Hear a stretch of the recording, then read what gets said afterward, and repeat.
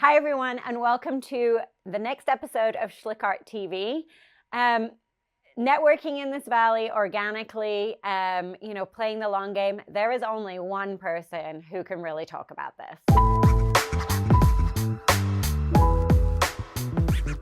Well, hi, everybody. I am here with Jim Backer with JSB Development. Welcome. Thank you. Good to be here. Thanks for being here. Now, I feel your resume is pretty infamous in this town, but do you want to tell some of these people what you do? Sure. So if I were to use Lincoln terms, 2 1 year ago, I showed up in this valley to work for the Newhall Land and Farming Company. That's how you say it, the Newhall Land and Farming Company. Don't cut it off and say farm, just, that's how we did it. And when I started in real estate, I was in the commercial real estate department, and I also was brought in by invitation or demand, however you look at it, to voluntold. Yeah, voluntold. There you go. And so Tom Lee was starting an education committee at the chamber, and so he sat me down and said, "Okay, you and I are starting this committee called the 5 Superintendents." So that was kind of my entree into the community. So I called him, we set up monthly lunches, and, we started to do things, look at the valley and how do we help the valley. And obviously later on, I've stayed involved in that for all 41 years, and in a different capacity now with the Education Foundation. But I think the idea that, what I learned from that experience, and then right after that, a year later, I joined the board of the chamber. 23 and clueless, no better person to have. And but you gotta start somewhere. Yeah, but that really gave me an entree into the community because back in those days there was also an economic development committee that kind of met at lunchtimes and involved a lot of the utility companies and different people, and you just kind of learned a lot of things. And one particularly strong learning experience for me was that I was at a meeting, and one of the utility people said, "Well, why don't you tell us about the Mervyn's and Target Center?" And that had not been announced publicly. So I ignored the person's question. You're not really allowed to do that, really. Yeah, so I ignored the person's question, and I went back to my coach, Mr. Lee, and I said, "This is what happened." And he said, "Call him. Tell him never again."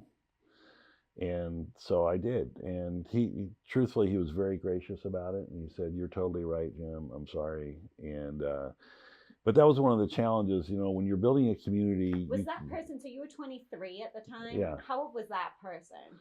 Probably 50. And they should know better. Yeah, and again, people make mistakes, but for me, I say it more as a learning experience than to pick on him. But one of the things that is tough when you're building a community, there is, some secrecy is involved, and it's also hard because then later in my career, when I was starting to chase the bigger companies, you didn't want to just say, "Hey, we're talking to U.S. Borax about moving from LA." So I called them Project Mule. That was their internal nickname. And then the really fun one was Princess Cruises. So we called them Big Fish. And that's how we referred to them in internal communication. Awesome. And that's why Brian and I met, right? Yep. Yes. Yep. So thanks for that. Oh, you bet. That was great. Nice 5-year chase. But so I think that the benefit of starting to learn this community is that you really look at what the community wants and what the community is, and hopefully you find out maybe what's missing a little bit. I know we struggle right now with the mall, for example, but the mall was a big deal, and that was a big community expectation, let's say. It had been kind of promised within 5 years for a lot of 5 years. And so when we started to really get serious about the mall, we did what Newhall did. We got Skidmore, Owings and Merrill, a world famous architect, and we looked at different ways to do the mall. And do you do it like everybody else, where it's the ring of department stores, then there's something in the middle, or do you create something on the west end of entertainment with restaurants that starts off a town center? And that's the one we like the best, and that's the one we pursued. And but again, getting that going, people didn't know until we kind of had the deals arranged, because they're very private too. I mean, the big companies don't want everybody to know what they're doing until they're really ready. It's not like they're trying to hide that they're doing anything. It's just they want it to be. Well, it's also that theory, if you tell somebody we're trying to do something, then everybody jumps on it and is like trying to tell you why you're doing it wrong, and trying to, oh, you shouldn't do it like that. You should do it like this. Like, we don't want it like that. We want it like this.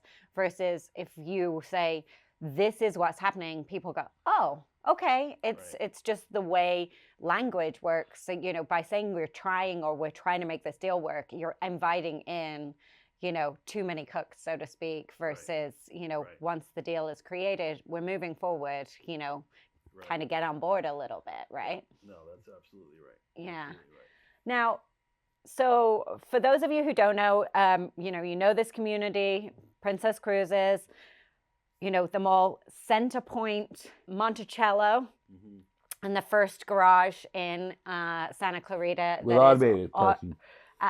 Say that again? With automated parking. With automated parking, yeah. And then now, you've got the Vista Canyon, which was a 20-year project.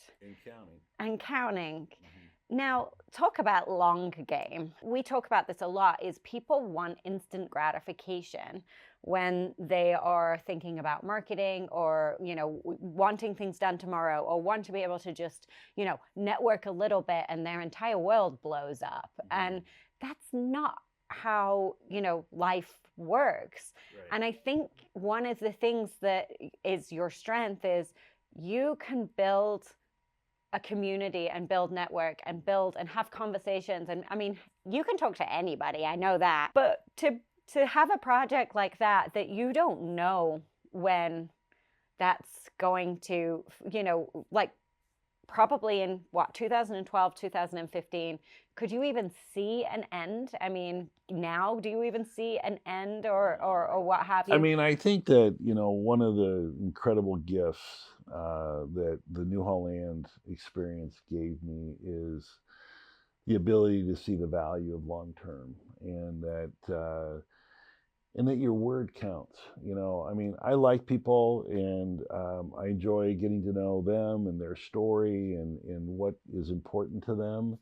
But I also value truthfulness, and I feel like I've been honest with the community and with the city, and good, bad, and different. I know I'm not perfect. I know I've disappointed people with things, but at the same time, you've got to be truthful and just call a spade and do the best you can. But Center Point was a great opportunity because I had known Larry Rasmussen a little bit, but not that well. I knew Randy a little bit, but not that well. And they had been through a lot of developers that I think, truthfully, had just wanted to get control of the land and kind of dust them off, and maybe they'd make a little money, maybe not. And to their credit, they decided to develop it, and they wanted some help, and my former partner and I gave it to them, and it worked out. Our timing was good. But again, the breadth of experience of development that I received at Newhall is really what allows me to do what I do. But I think the people side, I enjoy having coffee with people. I enjoy getting to know people. The Chamber's been a great vehicle to connect with people out here. VIA has been a good connection. I'm on EDC board now. That's another good one. But I think it's also being present in some of the political things that go on out here, being aware of what goes on, and being connected to the politicians, and being able to make a difference. If you know politicians, I think some people always think that you're just trying to manipulate them to get them to do what you want. But sometimes, you're giving them information that they wouldn't have had otherwise. Mm-hmm. And I really seen the benefit of that when you can tell them about an issue they can understand it, and they can do something, and they feel good about it too. I mean, it's not like they, oh no, why'd you bother me with this? I mean, I think a lot of them want to help. You know, they want to make a difference, and but I do value this community. I think this community is a special place, and I think it has a caring that I hope will continue. You know, I think what makes this place great is we do care about people, and I think that I will say some of the people moving in here these days, I get a little worried. It's great that we have new people moving in here all the time. That's wonderful. But, you know, we have a certain expectation in this valley that people will be kind to each other. They'll help each other. My own personal peeve is I'd appreciate if people would maybe stop at a red light instead of keep driving through. That's just on my list. Sorry. Put it out there when I can. God forbid. Yeah, exactly. But I do think that this valley, I mean, you look at the school system, the public schools, for example, I mean, I think they do a tremendous job. And, you know, if you look at every ranking out there, but I think also if you get to know the people, they do care, they're highly skilled, and I think they're trying to get better. And I think that's the thing that we all try to do in life is how do we get better and learn from the mistakes of the past. Yeah. Decisions are made by those who show up. That's right. We have, you know, big business colleagues that have turned into some of the best friendships that we have here. And I'm sure it's not just because, you know, we do business together, but because we like the same things, we have the same values, and our friendship has grown probably through this valley and the community and everything that we're trying to build to keep the community, you know, the way we want it to be, right? Tell me a little bit about that as far as, you know, some of those friendships, you know, networking turning into friendships or friendships turning into, you know, business over the past 30 years. I mean, I think that, you know, the New Holland experience was, it definitely was a privilege. And I think people felt the special nature of the call, that they knew that we had a responsibility that, you know, went beyond the walls. I mean, it wasn't just about, you know, making money or making this deal, that we had to look at where the community was. And Marley and I have done a lot of that together, and Don as well. And I mean, we still, for some reason, you know, I'm kind of the ringleader of this, but we still have an alumni lunch every December. That's awesome. Probably my favorite one, though, is that I had to get an easement from the railroad on something that we were doing years ago. And I was told by everybody, you're never going to get it. They never do it. They never do it. And so I called my lawyer at the time and I said, look, we got to get this easement. And I went through it with him. He said, you know, we just did something with the General Counsel of the Southern Pacific Railroad. Why don't you send it to me? So I sent it to him, and he called me. He says, we have a meeting next Tuesday with the railroad. At the railroad, he said, yeah, he wants to give you something. So the lesson of that story is don't always try to do it yourself. Yeah.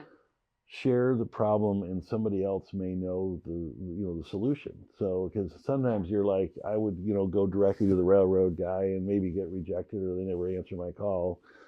But I went to somebody that already did business with them, so they already, you got connected. So that's one of the things I think about networking, that we all have to learn, that, hey, you know, just get some assistance, you know. Yeah. I don't necessarily know the answer, but this person over here does. Let's collaborate. Or they're going to talk to them and include and consider it, whereas they don't know me. And I understand that. I mean, there's sometimes people call me and they think they're my best friend, and I really don't know them. But if one of their friends had said, hey, will you talk to my friend? Of course, then you feel a little bit more comfortable to start with. I just want to tell a fun story of where we're sat right now. It's really fun for me. Anyway, you're probably like rolling your eyes, like super sick of this story.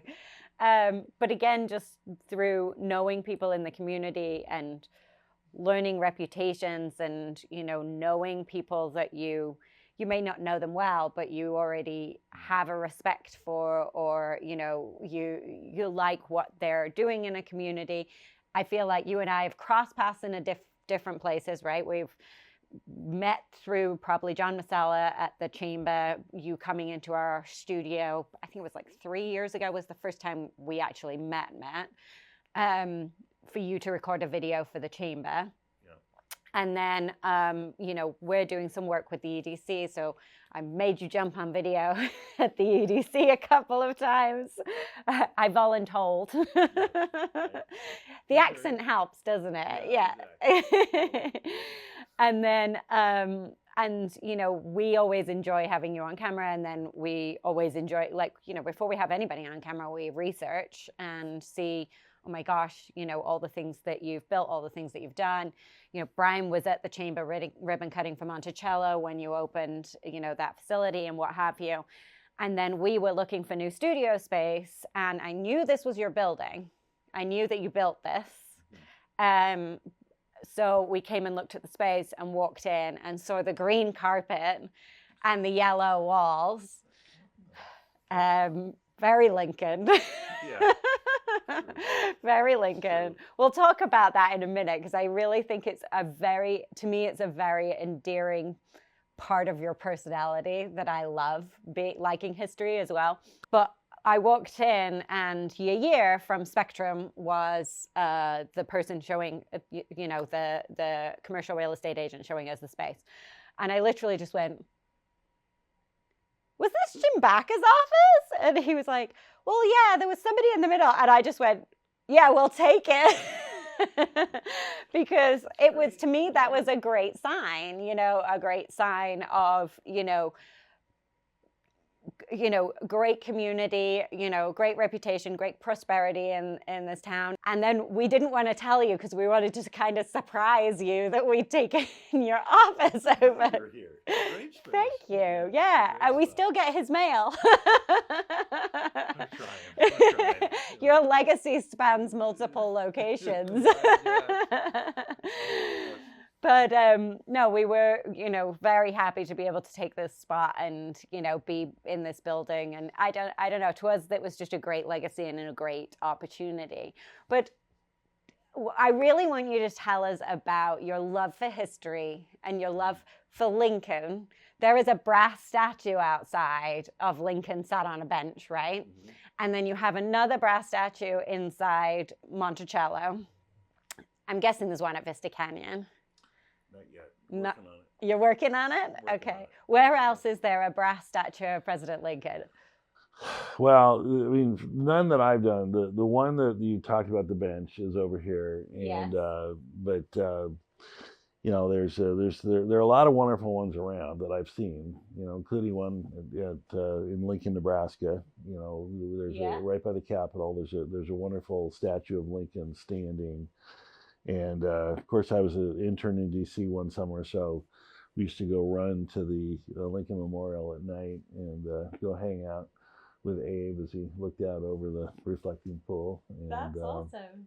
But no, history's been a big part of my life. There's a, you know, I share Lincoln's birthday. Yeah, I share Lincoln's birthday, so that's where it all started. But I've just read a lot about Lincoln and just appreciated his wisdom and the way he looked at things and the way he was discounted by so many and yet rose supremely in kind of every instance to solve problems and be a leader and all those things. And so I still learn a lot from him in that regard. And then, of course, Jefferson. I love Jefferson too. And, you know, some things about Jefferson would have probably wanted to help him with, but other things, you know, he was such a creative, innovative genius.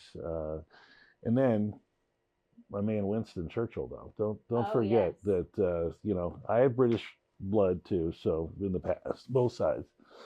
But I love Churchill, and but I think history really gives you a great perspective on things, but it also shows you, I mean, we don't always seem to learn. You know, we think that we know everything, and I know certain generations think they know everything, and the internet tells them what they need to know at a moment's notice, and I hate to tell you, it's not always right. just saying. But I think that I found history to be very encouraging to me about how to go forward. Like I learned from, I'm kind of a student of development too. So there's a few people that I have read up on over the years. James Rouse, who's done some famous things that you would know, Santa Monica Place and Faneuil Hall and Columbia, Maryland. But one of my favorite people who was not a trained developer, but who did an amazing thing in his life was Father Goodwin, who is the father of Colonial Williamsburg. He saw that the town of Williamsburg was basically becoming gas stations and like every other town, and he thought it should be preserved as a memorial to the first democratically elected representation in America. And he'd written to all the famous people, Edison, Ford, Rockefeller, and John Rockefeller Jr. came to William and Mary for some anniversary of Phi Beta Kappa, and Father Goodwin was his tour guide. So I kind of have this idea about this town, and of course all these people tried to get in between Rockefeller and Goodwin, and all the henchmen. Stop the progress. I don't know how long it took back and forth, but John Rockefeller Jr. sent a postcard and said, "Please proceed with our plan." And then he signed it, David's father. No Rockefeller name. And he didn't want people to know it was him that was the source of the money, because then people would want to raise all their prices.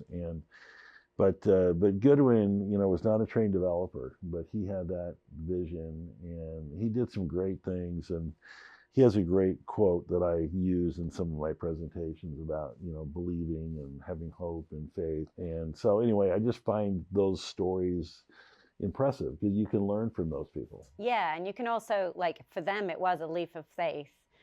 But for you as a historian, it worked. So therefore, it's that 20 years ago, when you're, or 30 years ago when you're a young developer and you're like, taking a leap of faith, you're going back and forth, it's taking 10 times longer than you expected it to. It's that it's not about the pace. It's about, it's a marathon, not a sprint. And it's a marathon that you don't know when the end is, but it's that faith. Right. You need to just kind of keep making progress and chipping away at it. But you do need faith. I mean, I have a personal Christian faith, and I think that's one of the things that's probably a big challenge in business is so few people have faith. They want it proven to them before it ever happens, and it doesn't work that way. It doesn't work that way. And you could argue that over 20 years the market for Vista Canyon has changed dramatically, and so we have to adjust accordingly.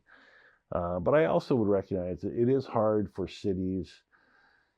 communities. Cities can tend to say, "Hey, we approved you for this. That's what we approved you for." Well, if there's no market for that anymore, then we need to make adjustments and do that. And I think that's been hard in general for the development community.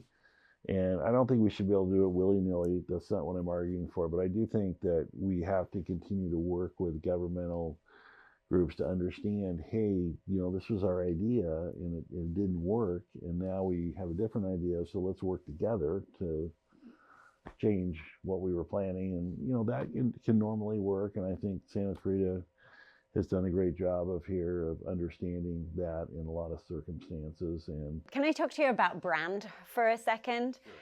You, to me, tell me this if this is true, but to me, your brand is very organic. You probably didn't know you were building a brand when you were building a brand. Like, as I say, before I knew you, I knew about, your colors, how much you love history, your MBA, your love for, Lincoln, Churchill, Jefferson. When people talk about you, they talk about what a great relationship builder you are. They talk about your love for history. Like, these are things that I knew. And not because I went looking, I didn't do that until I was researching you for the chamber video that we did. Prior, though, these were just things that people say when you're not in the room makes up your brand, right? Whether that's your business brand or your personal brand.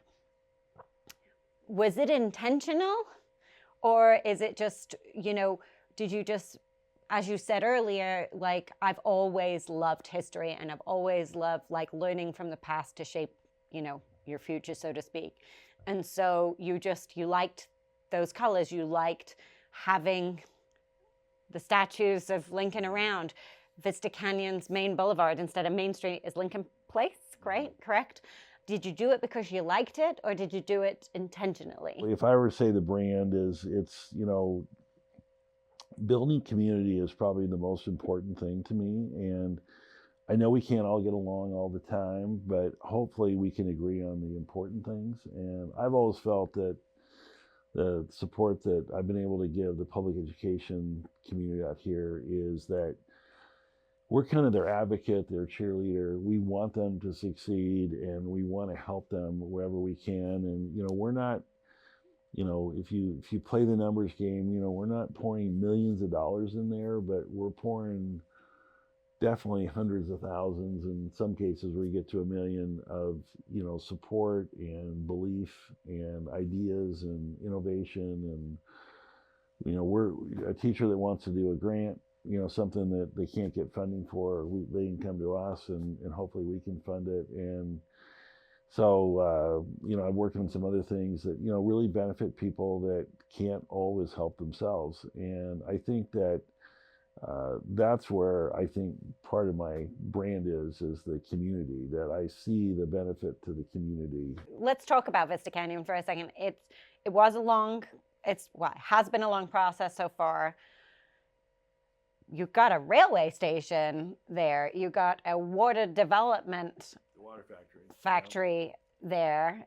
Yeah, I would say, it's long, there are some things that probably could have gone better if we'd had different economic resources, but I think, the first 10 years were really acquisition, ideas, entitlement, lawsuit, and then the last 10 years have been the actual development. And I think... And right when it was getting going, COVID hit.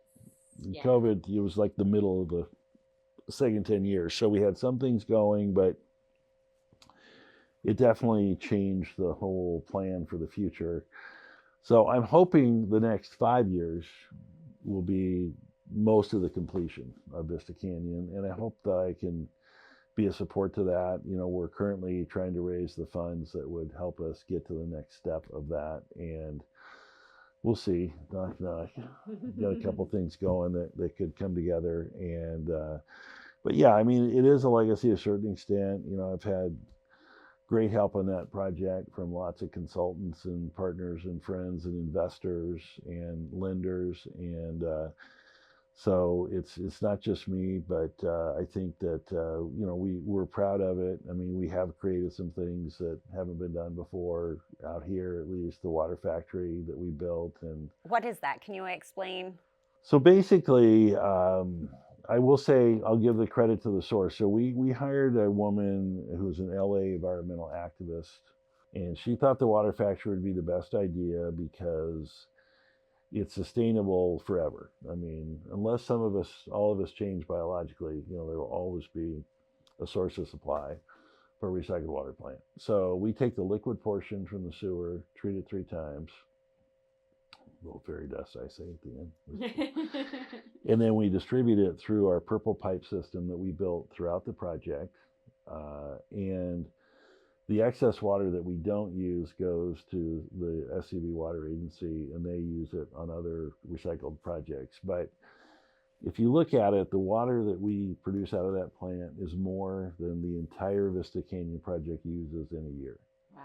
So we're net zero. So we didn't add any water supply demand to the valley by building that project. Now, to be truthful, we need potable water that SCV Water provides, but we're providing a supply to offset that. So what would you like to see for Vista Canyon over the next 5 years? Well, I'd like to see it be kind of redesigned so that it fits more where we're headed, which is probably going to end up being more residential, less office, that we continue with some of the things we'd already planned, that we get the community garden built, we get some of the town greens built, and that we start to get some retail, that we fill the office building. And, we are going to build less office, but we're going to have some office. We're still planning, I think, to have a town center, which ground floor retail and office above. So I just think we need to get more energy around that to come together. The city built a beautiful Metrolink station, beautiful bus transfer station.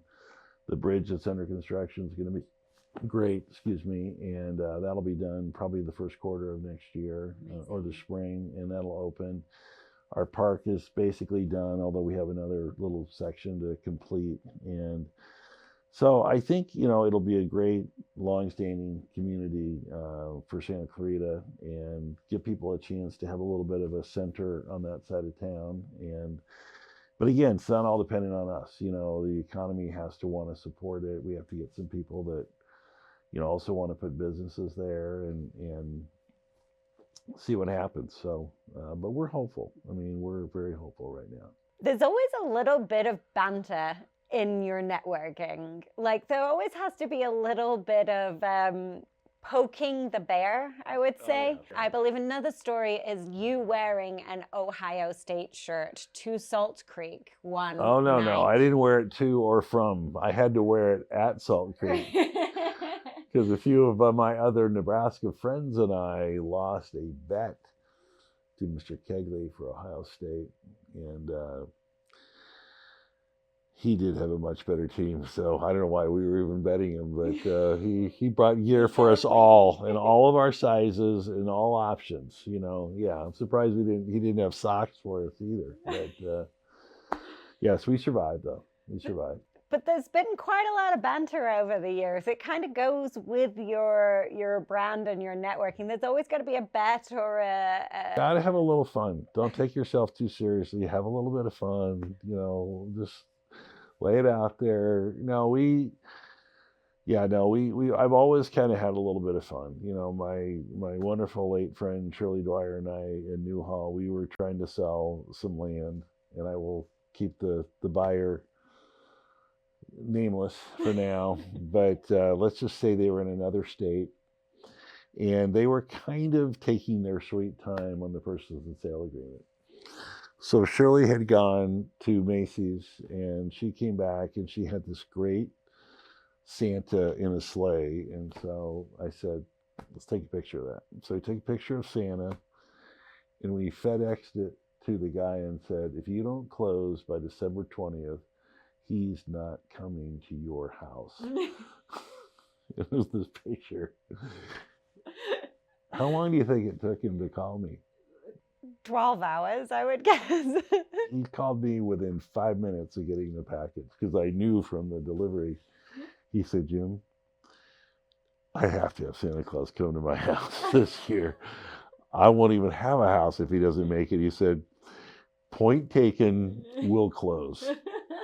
But we just had a little bit of fun. And so then when he closed, we sent him the real Santa. Aww. So we did follow up. We did send him to his house. Did the real Santa arrive before? The real Santa did just fine at his house after that, too. Yeah. So, but did it arrive before the 25th? Or did you? No, we got him there. We got him there. Yeah, but again, that was a case where sometimes, you get frustrated with people. They're not doing what you want to do. And, how many times can you say it? Mm-hmm. So give them something that's kind of fun, but makes your point. Yeah. And it made the point, and we got the deal closed, and everybody was happy. That's awesome. For us, you have a very deep legacy here in this community. As we shared here in this episode, I've really enjoyed getting to know you. Brian's really enjoyed getting to know you. And we're so glad you said yes to this. So thank you so much. We just want to show our appreciation for you to coming on today. Thank you for being part of SchlickArtTV. My pleasure. Thanks for having me.